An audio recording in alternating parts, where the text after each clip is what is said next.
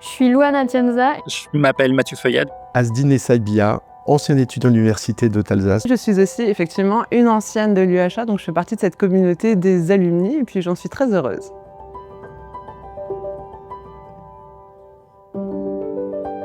J'ai fait un 2GA à l'époque, ça n'existe plus aujourd'hui, sur 2 ans. Et ensuite une MIAGE, une maîtrise informatique appliquée à la gestion des entreprises en 2 ans. Moi j'ai suivi la formation d'histoire, j'ai fait une licence d'histoire donc 3 ans. Je suis rentré à l'UNSMU en 1998, où je suis resté 4 ans, dont une année de césure aux États-Unis. J'ai ensuite poursuivi avec un DEA à l'UHA en chimie des surfaces et interfaces. Et enfin, j'ai réalisé mon doctorat au laboratoire de photochimie générale. J'ai suivi 2 formations. D'abord, j'ai fait un DUT MMI à l'IUT de Mulhouse sur le campus Colline. Et ensuite, j'ai fait un master information et communication au campus Fonderie. Et aujourd'hui, je fais de la direction artistique, de la photographie, du graphisme. Le vrai tremplin que l'UHA m'a offert, c'est prendre de la maturité parce que finalement tu sors du bac, tu arrives à la fac dans un monde tout nouveau. C'était vraiment le côté maturité, se débrouiller tout seul, devenir vraiment très autonome. Alors l'UHA, c'est une université quand même assez extraordinaire. C'est vraiment une université très polyvalente. Grâce à cette université, nos jeunes ont quand même de belles perspectives universitaires et de formation. Et le côté frontalier nous apporte une carte supplémentaire, puisqu'avec la Suisse et l'Allemagne, il y a quand même beaucoup d'échanges, beaucoup de choses qui se font. Et ça, c'est vraiment une force vive. Et ça m'a ouvert de belles portes et de belles opportunités de stage, puisque j'ai fait un stage en Suisse, chez Hoffmann-La Roche. La situation un peu transfrontalière de l'UHA, son ouverture à l'international,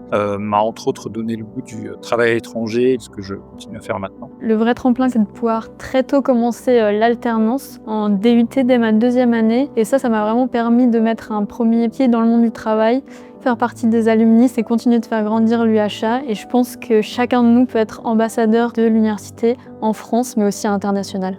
J'ai encore des contacts avec l'UHA parce que j'ai des collaborations qui sont en cours entre des domaines d'activité que j'ai actuellement et puis certains laboratoires de l'UHA. J'ai évidemment toujours des contacts avec les personnes qui ont fait l'école de chimie de Mulhouse en même temps que moi. On se voit pas souvent, mais quand on se voit, c'est toujours pertinent et intéressant. Ça permet d'avoir des connexions entre le monde académique et le monde industriel. C'est vrai que quand on se rend compte, on a toujours le petit côté de se dire « Ah bah tiens, c'est cool, qu'est-ce que tu deviens ?» Même si on se connaissait pas trop, parce qu'on était chacun dans sa vie, dans ses projets pro. Ça fait toujours un petit quelque chose de se dire « Ah bah on a passé 3 ans ensemble quand même, ça fait plaisir de se retrouver, et qu'est-ce que t'es devenu ?» Ouais, ça fait toujours un petit quelque chose au cœur. Aujourd'hui, je travaille, mais à côté, je donne des cours en BUT MMI, en direction artistique au campus Colline. Et c'est ça ma contribution au rayonnement de l'UHA.